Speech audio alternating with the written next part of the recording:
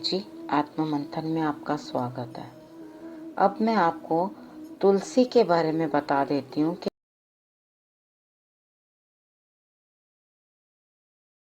तुलसी की क्या कथा है और उसके बाद हम क्यों तुलसी की पूजा करते हैं या क्या रीज़न है कि विष्णु जी और तुलसी का आपस में इतना स्नेह है और इतना प्रेम है। असल में तुलसी का नाम वृंदा था और उनकी शादी राक्षस से हुई थी जिसका नाम शंखचूड़ था। शंखचूड़ के साथ जो उनका विवाह हुआ था तो उन्होंने असल में तपस्या में मांगा था कि मुझे विष्णु जी वरण करें, लेकिन वो बड़ी ज़्यादा भक्ति करती थी, उनका इतनी ज़्यादा दिल से भक्ति करती थी।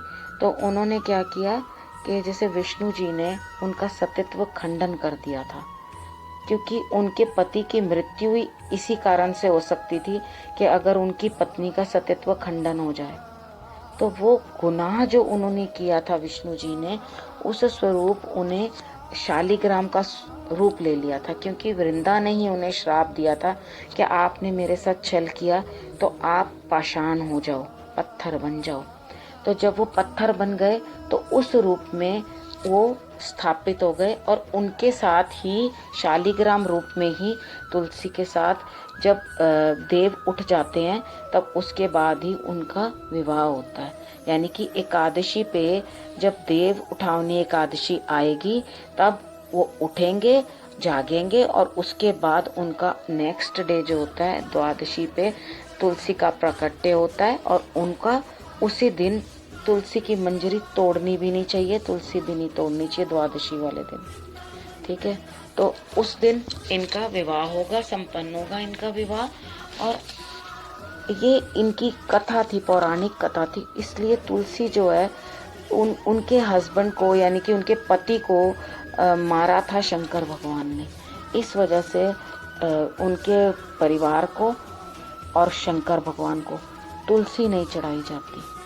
ठीक है, और उसके बाद विष्णु जी की वो प्रिय है, उसको वो जरूर चढ़ाई जाती है, वहाँ पे जरूर चढ़ती है। उनके बिना उनकी पूजा पूर्ण नहीं होती। और एक बजरंगबली को भी तुलसी दल चढ़ाया जाता है, उनको कोई खाना, क्योंकि जब राम जी ने, खैर ये वाली स्टोरी मैं नहीं सुनाना चाह रही हूँ बीच में, वो मैं फिर कभी बता दूंगी उसके बारे में। आप ये ही याद रखें कि हनुमान जी को भी चढ़ाते हैं, उनका तृप्ति ही तभी होती है जब आप उनको तुलसी दल चढ़ाएंगे तो ही वो प्रसन्न होते हैं, उनका पेट तभी भरता है, नहीं तो नहीं भरता।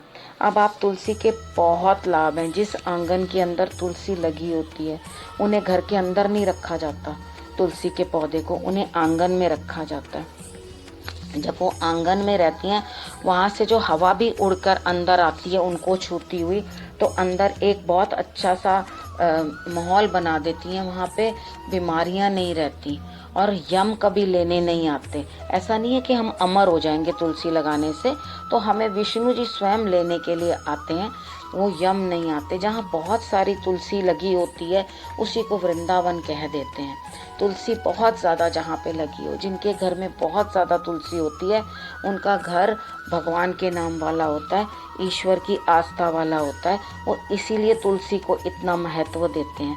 अगर आपके घर की तुलसी जल जाती है या मुरझा जाती है या आपके घर में तुलसी टिकती नहीं है तो आप समझ लें कि आपकी परेशानियां कम नहीं हो रही, उल्टा बढ़ ही रही हैं। आप किसी तरह से भी विष्णु जी को प्रार्थना करें और उसके बाद तुलसी को लाएं। कार्तिक के महीने में तुलसी का लेकर आना, किसी को देना, लगाना या उसकी मंजरी लगाना। ये मंजरी आप गिरा दोगे ना अगर गमले के अंदर तो बहुत सारी उसके अंदर तुलसी आ जाएंगी। तो ये सब करना बहुत ही शुभ माना जाता है। और मैंने आपको लास्ट वीडियो के अंदर बता दिया कि सुबह उठकर आपने किस तरह से तुलसी की पूजा करनी है। अब आप तुलसी के बारे में जान लो, इसको होली बेसिल भी कहते हैं। इसमें दो तरह की तुलसी होती है, एक श्यामा और एक रामा।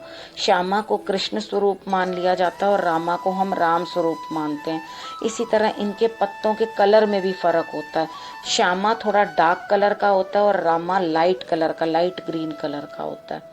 ठीक है। और आप तुलसी का सेवन, बीमार हो, बुखार हो, कोई दिक्कत हो, आपको कोई भी परेशानी है, आपको 1000 बीमारियों का एक ही इलाज है, तुलसी। अब मैं कुछ अपने टेस्टेड चीज़ें आपको बताने वाली हूँ कि ये तुलसी कैसे, किसी किसी को जैसे स्किन के ऊपर बॉयल हो जाता है, बॉयल हो जाता है बड़ा सा, और उसका मुंह भी नहीं बनता, पकता मुंह पे हो गया या कहीं पे भी हो गया, तो आप तुलसी की जो मिट्टी होती है ना, उसे एक कटोरी में घोल लो। उसको घोलने के बाद उसको वहाँ पे 3-4 बार लगाते रहो। वो अपने आप, उसके अंदर इतने औषधि के गुण उस मिट्टी में भी होते हैं कि ऑटोमेटिकली वो आपका बॉयल जो है वो नेचुरल तरीके से कम हो जाएगा और अपने आप सूख सूख के अंदर से बिल्कुल ठीक हो जाएगा। उसके बाद हमें तुलसी हमेशा काम आती है। हम हमेशा, जब हम मरते भी हैं तो भी हमारे मुंह में तुलसी ही डाली जाती है ताकि हम विष्णु लोक की तरफ जाएं। अगर गंगा जल का अभाव है, आपके पास गंगा जल नहीं है, वैसे तो हर घर में रखा होता है, बाय चांस की बात है आपके पास नहीं है, तो आप उसके अंदर तुलसी को भी डाल सकते हैं। अब तुलसी के पत्ते कभी बासे नहीं होते, आप उसको किसी तरीके से भी यूज़ कर सकते हैं। कि आपको बुखार है, अगर आपने मॉर्निंग में तोड़ के रख लिए हैं तुलसी के पत्ते, तो ऐसा नहीं है शाम तक या कल तक भी वो बासे हो जाएंगे। जब वो ड्राई, तब भी आप उसे दोबारा से यूज़ कर सकते हैं, भगवान पे चढ़ा सकते हैं। जब वो ड्राई भी हो जाते हैं, आपने ड्राई भी रखे हुए हैं, तो वो भी बहुत फ़ायदा देते हैं। आपको खांसी है या गला खराब है, तो आपका गला ठीक ही नहीं हो रहा, तो आप तुलसी के पत्ते डाल लें और साथ में गुलाब की पंखड़ियाँ, देसी गुलाब होता है ना जो रेड कलर का, वो वाला, तो मतलब इंडियन, इंग्लिश रोज़ नहीं, इंडियन रोज़, तो वो वाला लेकर आप उसकी चाहे पत्तियां भी आप सुखा के भी रख सकते हो, उसको ड्राई करके भी, मैं तो ड्राई करके रख लेती हूँ और उसे जब ज़रूरत होती है तब मैं उसे कांच की बोतल में रख लेती हूँ और उसे वैसे इस्तेमाल करती हूँ। इन दोनों को आप पानी में उबाल लो और पानी में उबालने के बाद बिना कुछ भी डाले, बीच में कोई चीनी नहीं डालनी, कुछ नहीं डालना, आप उसे सिप सिप करके गुनगुना गुनगुना पीते रहो। आप देखोगे आपकी खांसी में ज़मीन आसमान का फ़र्क पड़ गया है। आवाज़ आपकी अगर बदल गई है, कभी कभी हम कुछ डस्ट में चले जाते हैं, कोई एलर्जी भी हो जाती है, तो वो भी ठीक होती है। और उसके बाद अगर ये दोनों का मिश्रण करके आप पीते हैं तो आपका शुक्र भी मजबूत होता है। आपको कितने लाभ हैं इस चीज़ से, आप ये देखो। तुलसी के इतने लाभ हैं, शायद मैं कई वीडियोस बना दूं तो भी कंप्लीट ना हो पाए बताते बताते, लेकिन जो मैंने ये अजमाए हैं वो मैंने आपको बता दिए हैं। आप पैक में भी यूज़ कर सकते हो, उसको ग्राइंड करके उसका पाउडर बना के उसको एज अ पैक भी यूज़ कर सकते हो। वो आप हेयर पैक में भी यूज़ कर सकते हो और उसको फेस पैक में भी यूज़ कर सकते हो। आप यूज़ करके देखो, आपको पिंपल्स तक भी नहीं होंगे। आपको अगर कोई इन्फेक्शन है या कोई दिक्कत है, डैंड्रफ है सिर में, वो भी चली जाएगी। फेस पे पिंपल्स हैं, कोई भी दिक्कत है, ये नेचुरल पैक की तरह आपके काम करेगा। वो आप इसको यूज़ करो, क्योंकि जो तुलसी होती है वो एंटी फंगल है, ब्लड प्यूरिफायर है, एंटी स्ट्रेस भी है, एंटी एजिंग भी है और एंटी कैंसर भी है, और भी बहुत बहुत बहुत एंटी हैं। लेकिन आपको मैं इस वीडियो में सिर्फ इतना ही बता रही हूँ। आप इन सब चीज़ों को फॉलो करना, इस महीने में अच्छे से तुलसी की पूजा करना और उनको अपने आंगन में हमेशा रखना। और जो सूखे सूखे हो जाएं मंजरी, उसके ऊपर उसको तोड़कर हाथ से प्लग करके उसको आप अपने पास आगे भी यूज़ करने के लिए पूजा में या वैसे उगाने के लिए भी आप उसे अपने पास रख सकते हो। आप एक टिक पॉलीथीन के अंदर उसको डालकर उसको सील करके आप रख दो, वो बिल्कुल आपके पास ठीक रहेंगे। आप उसको कभी भी यूज़ कर सकते हो।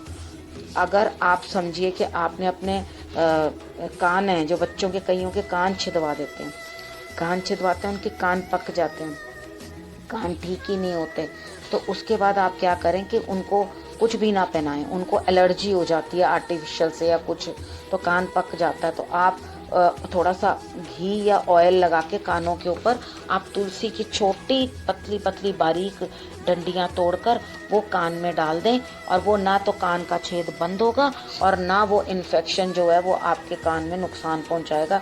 आपके कान का इन्फेक्शन भी जो हो गया है ना, वो इस सारे उसके अंदर, तो वो भी ठीक हो जाएगा बिल्कुल। इसी के साथ मैं इस वीडियो को विराम देती हूँ। नमस्कार। Krishna Krishna